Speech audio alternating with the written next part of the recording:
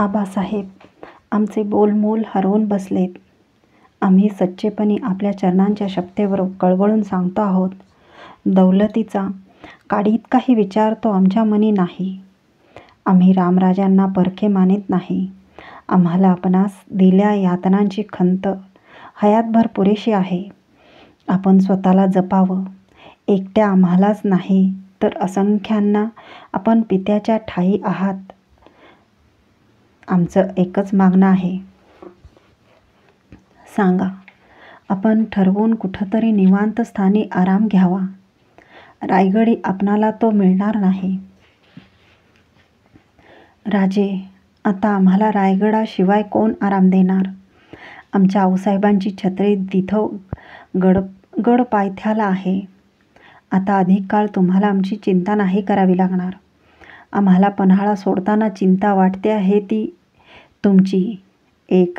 एकाल आज्ञा व्हावी. संभाजीराजांनी महाराजांवर डोळे जोडले. एरवी महाराज बोलत असले की बोलतेच राहावे असे त्यांना वाटायचे. पण का कोणास ठाऊक आज आबासाहेबांनी अधिक बोलूच नये असे त्यांना वाटत होते. त्यांच्या बोलण्याला गहिऱ्या दुःखाची मनाची कातर करणारी गूढ छटा होती. म्हणून शंभूबाळ, आमचं हे सांगणं कधी झोपेत सुद्धा विसरू नका. एका मातब्बर गनिमाच्या औरंगच्या तडाख्यातून आम्ही 2 वार सही सलामत सुटला आहात. औरंगाच्या तडाख्यातून तुम्ही 2 वार सही सलामत सुटला आहात. पुन्हा चुकूनसुद्धा त्यांच्या तावडीत फसण्याची गफलत कधी करू नका. आता आम्ही सांगतो पन्हाळा प्रांत सोडू नका. आई जगदंब तुमचं भलं करणार थोर आहे. चला. संभाजीराजे घुमटी बाहेर पडण्यासाठी पुढे झाले. त्यांना हात आडवा टाकून रोखत महाराज शांतपणे म्हणाले, शिवपिंडीची प्रदक्षिणा विसरलात? घ्या ती. अर्धप्रदक्षिणा घालून होताच शिवाजी महाराजांनी ओनवे होत रंगरूपी पिंडीवरील एक बिल्वदल हलकेच उचलले आणि ते संभाजीराजांच्या तळहातावर ठेवीत ते म्हणाले, अर्धप्रदक्षिणा घालून होताच शिवाजी महाराजांनी ओनवे होत रंगरूपी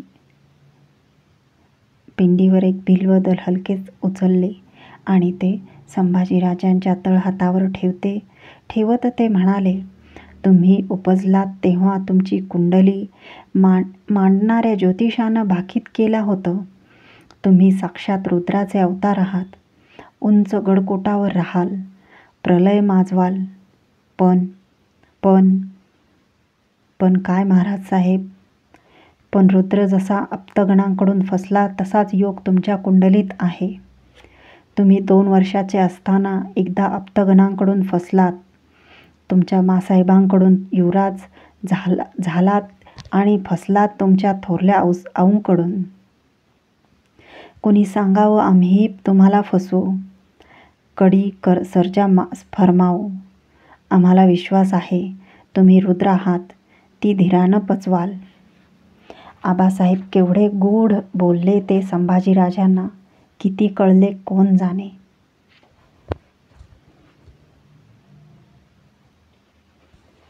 ते पितापुत्र शिवालयाबाहेर पडले तेव्हा उभा पन्हाळगड धुक्याच्या पटलाने पार वेढून टाकला गेला होता. गड उतारासाठी भोयांनी चौदरवाज्यात पालखी सिद्ध केली. महाराज आज पन्हाळगड उतरून कोयना घाटीने सातारा मार्गे सज्जनगडी जाणार होते. संत समर्थ रामदासांच्या भेटीसाठी संभाजीराजे विठ्ठलपंत, हंबीरराव, रावजी, हिरोजी, उमाजीपंत अशा मंडळींच्या मेळ्यासह छत्रपतींनी बाले किल्ला सोडला. रंगरूपी पिंड, सोमेश्वर तलाव, कोकण दरवाजा, सादोबाचे तळे अशा आपल्या लाडक्या पन्हाळगडावरील स्थानांचे दर्शन घेत प्रशस्त चौदरवाज्यात आले. पुढे होत संभाजीराजांनी आबासाहेबांच्या भगव्या राजमोजड्यांना पायधूळ घेण्यासाठी हात भिडविला. त्यांना वर घेत महाराजांनी गाढ उरभेट दिली. काही न बोलता त्यांची पाठ हलकेच थोपटली. येतो आम्ही शंभूराजे, जपून असा. जय भवानी. श्रीमंत योगी शांतपणे बोलला. आबासाहेब, तब्येतीकडे ध्यान असावं. जय भवानी. न राहून संभाजीराजे बोलले. त्यांचे बोलणे तसेच सोडून निरोपासाठी आलेल्या आसामीकडे बघत छत्रपतींनी कधी नव्हे ते सर्वांना हात जोडले. येतो आम्ही. जय भवानी. छत्रपती सर्वांना पाठमोरे होत पालखीत बसायला निघाले. त्यांच्या पाठमोऱ्या मूर्तीला मोजरे देण्यासाठी जमली छातवाने आदराने झुकली. इमाने हात हेलावले. पन्हाळ्याच्या बेलाग ढाशा वाऱ्याचा एक ताकदवर झपकारा अवचित आला.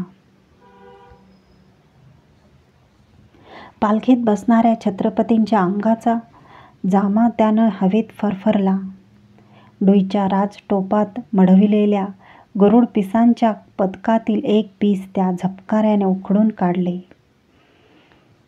हवेत भेल कांडत ते शुभशकुनी पीस गडाच्या दरडीकडे जाताना बघून संभाजीराजे चरकले. छातीवरच्या माळेला बोटे भिडवून डोळे मिटत कातर पुटपुटले. जगदंब जगदंब.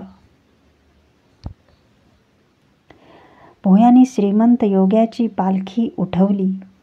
दृष्टीआडची सृष्टी भली करीत संभाजीराजांचे थोर जाणते आबासाहेब, समर्थांचे निश्चयाचे महामेरू, बहुत जनांसी आधारू, श्रीमंत शिवयोगी पन्हाळगड उतरू लागले. माघी पौर्णिमा तोंडावर आल्यामुळं वाडी रत्नागिरीच्या यात्रेला चाललेले भक्तमंडळ वाटेत भेटले. हातच्या उंच शासनकाठ्या तोलत त्यांनी उठविलेल्या ज्योतिबाच्या नावानं चांग भलं हा जयकार ऐकून राजे हात जोडून पालखीतून पुटपुटले. समस्तांचं चांग भलं कर खंडेराया. पालखीला घेर धरत घोड्यांवर मांड जमवलेले हंबीरराव, हिरोजी, फर्जंद कदमबाज दौडीवर चालले. चौदरवाज्यातील जमली मंडळी परतली. तरीसुद्धा पालखी डोळ्याआड होईतो संभाजीराजे जखडल्या पायाने उभेच होते. त्यांच्यात मन गुंतलेले उमाजी पंडित त्यांच्या पाठीशी खडे होते. त्यांना बघताच संभाजीराजे म्हणाले, पंडित, चला, तुमच्याशी काही बोलायचं आहे. उमाजी पंतासह संभाजीराजे सज्जा कोठीवर आले. पंडितांना बैठकीवर बसण्याची इशारत करून त्यांनी विचारले, तुम्ही शृंगारपूरची काही खबरबात दिली नाही आम्हाला पंडित. पंडित गप्पच राहिले. आमच्या भवानीबाई कशा आहेत? सुखरूप आहेत? आणि युवराज्ञी? पंडित पुन्हा गुमान झाले. काय बोलावे त्यांना कळेना. बोला. युवराजांचा धाकटा कबिला पठाणांना दस्त झाल्याचं ऐकून त्यांनी हाय खाल्ले. कुणालाच त्यांचं दर्शन घडत नाही. आपणहून बंदिवासच पत्करलाय त्यांनी. उमाजी पंतांची मान वर उठत नव्हती. कोठीच्या झरोक्यातून दिसणाऱ्या ठाव न लागणाऱ्या पठारी प्रदेशभर संभाजीराजांचे डोळे भिरभिरत राहिले.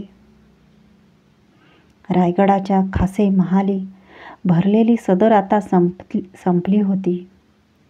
मोरोपंत, अण्णाजी, हंबीरराव, बाळाजी, येसाजी यांना महाराजांनी निरोपाचे विडे दावविले. मात्र बाळाजींना बजावले होते, बाळाजी, तुम्ही जरा आम्हाला महाली भेटा. सदर करी बाहेर पडले तरी रेंगाळलेले हंबीरराव महाराजांजवळ आले. काय आहे लसर लष्कर?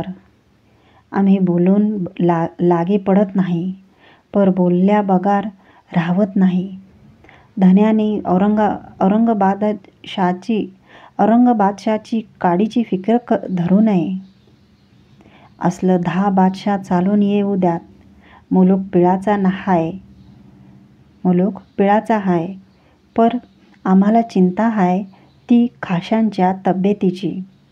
हे राखाय पाहिजे धनी. महाराज निर्विकार नजरेने हंबीररावांकडे बघत राहिले. त्यांच्या काळजाचा कंद तो प्रेमा पाहून फुटू बघत होता. तरी स्वतःला आतल्या आत सावरत महाराज हसत थंडपणे म्हणाले, हंबीरराव, तुम्ही सरलष्करच आहात काय अशी शंका आणू हंबीरराव, तुम्ही सरलष्करच आहात काय अशी शंका आणूक नका. आमच्या मनी आईच्या कृपेने आम्ही ठीक आहोत. करता आहात तर चिंता दुसरी करा. महाराजांनी कसबाने हंबीररावांना आपल्यावरून दुसरीकडे वळविले. कसली रांगडे सरलष्कर सभागती विचारात पडले. युवराजांची, तुमचा ओढा त्यांच्याकडं आहे. बाक्या प्रसंगी आमच्यापेक्षा तुम्हीच त्यांना बिनतोडीचं सांगाल